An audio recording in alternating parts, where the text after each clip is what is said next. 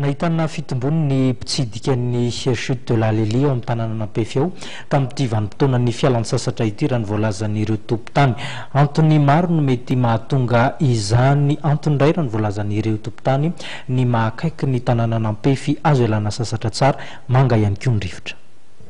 Antafofo be no anarana izay nentin'ity tanàna iray ahitana ny Chute na ny fianjeran'ny rano mivarina amin'ny toerana iray ity izay lasa Chute de la Lily manomboka ny taona 1370. Trano miisa 50 tafo eo no hita ao amin'ity tanàna kely ity ary ny mponina ao an-toerana dia mivelona amin'ny fambolena sy fiompiana ary ihany koa amin'ny fitsidihan'ny olona izay tsy mbola mahafantatra tsara ny toerana.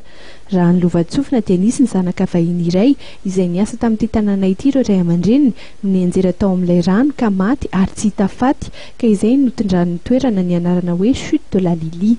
Ankehitriny dia lasa toerana fitsangatsanganana ny toerana ary saika mahasarika olona maro raha ny filazan'ireo mponina ao. Rehefa fotoam-pialantsasatra toy izao dia maro amin'ireo tanora ao Antafofo no miasa ho mpitari-dalana sy mampahafantatra ny momba ny tantara ho an'ireo vahiny.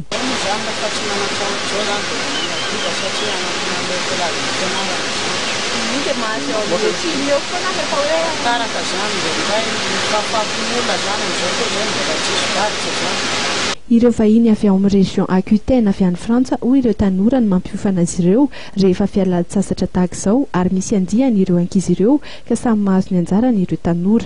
Ankoatr'izay dia isan'ny fampiofanana ireo tanora ihany koa ny rugby ary io ihany koa ny fialamboly ankafizin'izy ireo any an-toerana.